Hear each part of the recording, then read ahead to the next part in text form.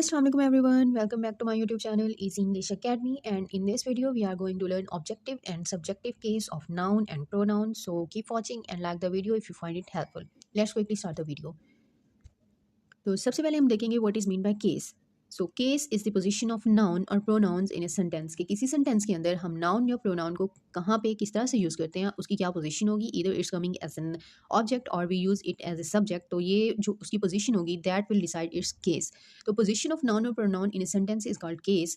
और इस लिहाज से हमारे पास नाउन या प्रोनाउन की दो केसेस बनते हैं. First is subjective case. Subjective case जब हम नाउन या प्रोनाउन को एज ए सब्जेक्ट यूज़ करते हैं तो वो सब्जेक्टिव केस कहलाता है. और इसी तरह जब एज एन ऑब्जेक्ट यूज़ करते हैं दैट बिकम्स ऑब्जेक्टिव केस.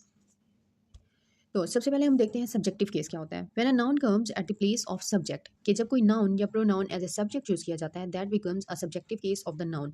अब सब्जेक्ट क्या होता है. Subject is the noun which performs any action. अब कोई भी नाउन या प्रोनाउन जब कोई एक्शन परफॉर्म कर रहा होगा तो that will become subject of the sentence.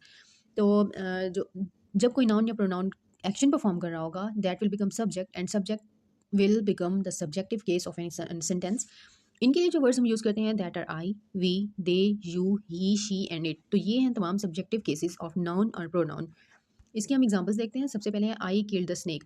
अब हमने देखा है कि सब्जेक्ट क्या होता है, कोई एक्शन परफॉर्म कर रहा होता है. तो इस सेंटेंस के अंदर आई जो है मतलब मैंने सांप को मारा, तो यहाँ पे मैंने कोई एक्शन परफॉर्म किया, आई किल्ड द स्नेक, तो ये बन जाता है सब्जेक्ट और I is the subjective case क्योंकि आई यूज़ हुआ है एज ए सब्जेक्ट. फिर नेक्स्ट है आई ही हिट द बॉल. तो यहाँ पे ही भी एक्शन परफॉर्म कर रहा है, it will become subjective case. Next है they will visit the farm house tomorrow. तो यहाँ पे दे जो है ये भी कोई एक्शन परफॉर्म कर रहे हैं, किसी एक्शन को रिप्रेजेंट कर रहे हैं, तो ये भी सब्जेक्टिव केस बन जाएगा. नेक्स्ट है हमारे पास objective case. When a noun और pronoun comes at the place of object. कि किसी ऑब्जेक्ट के तौर पे जब हम नाउन या प्रोनाउन को यूज़ करते हैं that will become objective case of that noun और प्रोनाउन. तो ऑब्जेक्ट क्या होता है. अ नाउन और pronoun in on which an action is being performed और विच रिसीव्स एन एक्शन. कि उस पर या तो कोई काम किया जा रहा होगा या उस पर उस काम का असर हो रहा होगा, दैट विल बिकम ऑब्जेक्ट. और जब हम किसी नाउन या प्रोनाउन को एज एन ऑब्जेक्ट लेते हैं तो ये बन जाता है हमारे पास ऑब्जेक्टिव केस. इसके लिए हम यूज़ करते हैं me, us, you, him, her, it and them. तो ये तमाम जो हैं these are the objective cases of noun और प्रोनाउन. तो इसके एग्जांपल्स हैं he was going to meet him. तो वो उससे मिलने जा रहा था. तो हिम यहाँ पे जो है, यहाँ पे इस किसी एक्शन से जो सब्जेक्ट कोई एक्शन परफॉर्म कर रहा है ही, उससे ये असरअंदाज हो रहा है हिम. तो इस वजह से ये बन जाता है ऑब्जेक्टिव केस. नेक्स्ट है हमारे पास दे हेल्प देम. उन्होंने उनकी मदद की. तो जो देम है यहाँ पे ये असर अंदाज हो रहा है दे के एक्शन से, तो ये बन जाता है ऑब्जेक्ट केस. इसी तरह Ali invited us to party. तो यहाँ पे जो अस है ये भी ऑब्जेक्ट है, एज एन ऑब्जेक्ट यूज हुआ है, तो ये ऑब्जेक्टिव केस बन जाता है. तो यहाँ पे हमने देखा है कि सब्जेक्टिव और ऑब्जेक्टिव केसेस किस तरह से होते हैं. जो आई होता है इसका ऑब्जेक्टिव केस होता है मी. इसी तरह यू है तो इसका ऑब्जेक्टिव केस है यू, सेम होता है. फिर ही है सब्जेक्टिव केस, इसका ऑब्जेक्टिव केस होता है हिम. इसी तरह she, her, they, them, it and it. तो जो यू है उसके लिए सब्जेक्टिव और ऑब्जेक्टिव केस सेम रहेगा और इट के लिए भी. बाकी जो आई है इसका सब्जेक्टिव केस, उसके लिए ऑब्जेक्टिव केस है मी, ही के लिए हिम, शी के लिए हर और दे के लिए देम. अब हमने सब्जेक्ट तो एक ही होता है, मतलब उसकी फर्दर कोई टाइप्स नहीं होती. लेकिन जो ऑब्जेक्ट होता है वो दो टाइप्स के होते, मतलब इसकी फर्दर टाइप्स होती हैं. सबसे पहले हमारे पास डायरेक्ट ऑब्जेक्ट और इनडायरेक्ट ऑब्जेक्ट. तो ये हम आगे देखते हैं. उसके अलावा ट्रांजिटिव एंड इनट्रांजिटिव ऑब्जेक्ट, तो ये जो है ये हमने पिछली वीडियो में डिटेल के साथ देखा था. इसलिए हम देखते हैं डायरेक्ट ऑब्जेक्ट और इनडायरेक्ट ऑब्जेक्ट को. अब डायरेक्ट ऑब्जेक्ट क्या होता है. A direct object is the noun और pronoun that receives any action of the verb directly.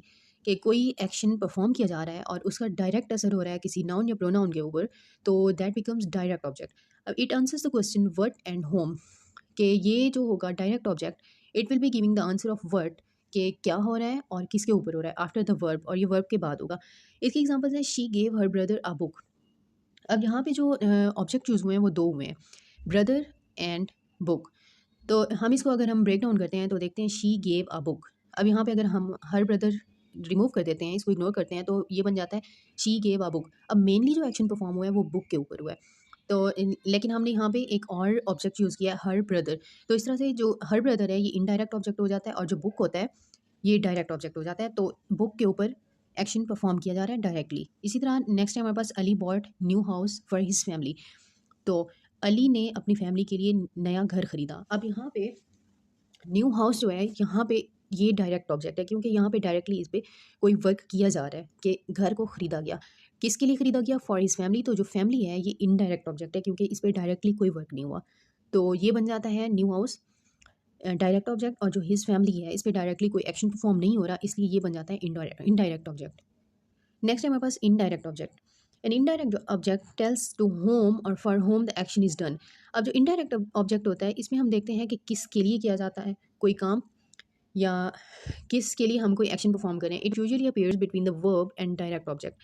तो यूजुअली इसकी जो पोजीशन होती है किसी सेंटेंस के अंदर, it appears between the verb and direct object और वर्ब के दरमियान में आता है। इसकी usual, not always but usually it's place at this position.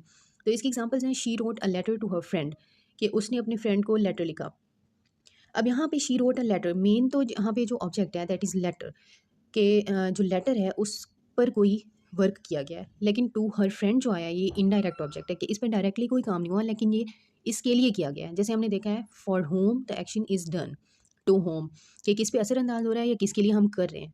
तो टू हर फ्रेंड के उसने अपनी फ्रेंड के लिए कोई लेटर लिखा, तो ये बन जाता है इनडायरेक्ट ऑब्जेक्ट। इसी तरह my father gifted me a watch, तो मेरे वालिद ने मुझे एक वॉच गिफ्ट की। यहाँ पे जो मी है इनडायरेक्टली ये इफेक्ट हो रहा है, लेकिन डायरेक्ट जो है वो वॉच है। यहाँ पे मी है इनडायरेक्ट ऑब्जेक्ट और वॉच है डायरेक्ट ऑब्जेक्ट।